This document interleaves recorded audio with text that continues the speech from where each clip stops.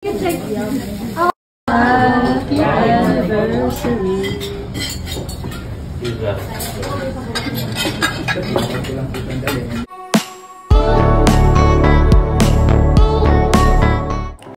Robin Padilla at Mariel nag-celebrate ng 12 years anniversary sa Wolfgang na isang mamahaling steak restaurant.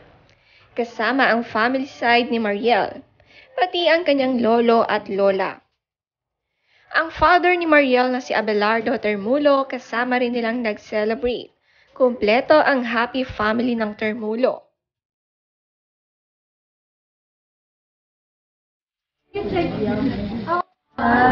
anniversary.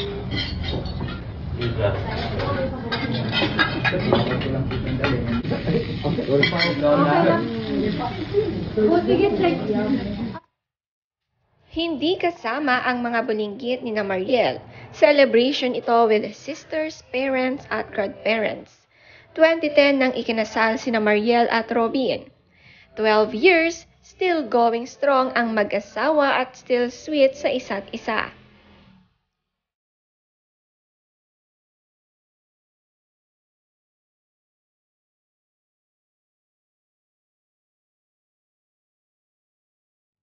Ito naman daw ang pinaka nagustuhan ni Mariel sa kanyang asawa na si Robin. Si Robin daw ay napakaalaga pagdating sa mga lolo at lola ni Mariel. Hindi lang mahal ni Robin si Mariel. Mahal na mahal nito ang kanyang lolo at lola, kaya palagi din nila itong kasama kahit saan.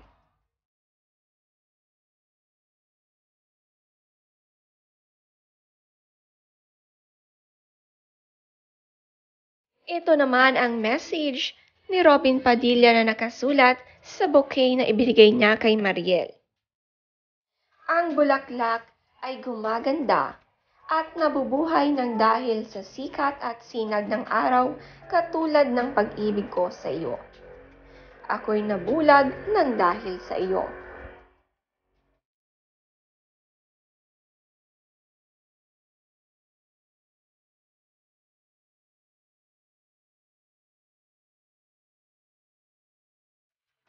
Medium rare?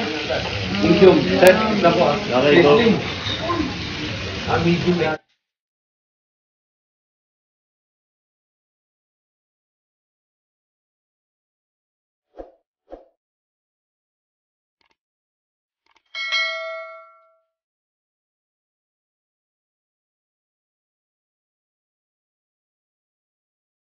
Ng kaligayahan dahil malapit na po tayong magkaroon ng committee hearing dito po sa tinatawag nating Committee on Constitutional Revision and Amendments na tayo po ang chairman. At diyan po pag-uusapan natin kung nararapat na ba at dapat na ba na magkaroon ng revision sa 1987 Constitution. Yan po.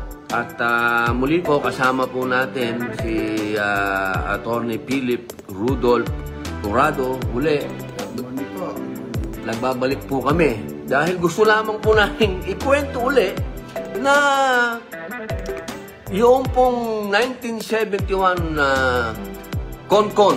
Ito po yung Constitutional Convention na ginawa. Yan po yung samahan, yan po yung pagpupulong na ini-elect. Ini-elect po ito, hinahalal po ito ng mga taong bayan. Oryo na ari ng Pilipinas sa pamamagitan ng karapatang kinikilala sa kasaysayan o sa batas. Kasama ang dagat teritorial, ang kalawakang itaas, ang kailaliman ng lupa, ang ilalim ng dagat, ang kalapagang insular, at ang iba pang lugar submarina na nasa ganap na kapangyarihan o saklaw ng Pilipinas. Ang karagatang nakapaligid, nakapagitan at nag-uugnay sa mga pulo ng kapuluan, maging anuman ang lawak at sukat, ay bumubuo ng panloob ng karagatan ng Pilipinas. Napakasarap basahin. Ay, nako. Oo, Tagalog. Gusto kong yakapin itong mga... Sinong gumawa nito? Sila yung mga delegado ng 1971 na pinamumunuan ng dating Pangulong Diosdado Macapagal. Ito yung pagkatapos niyang maging Pangulo. Opo. Pagkatapos niyang naging Pangulo, sino pa ang kasama niya dito? Isa sa mga naging kasama niya dito, yung dating Pangulo natin, si Carlos Garcia. In fact, siya yung unang-unang presidente. Oo, hindi pa naapektuhan ng martial law. Kasi Yes, 1971 eh. Oo, wala pa.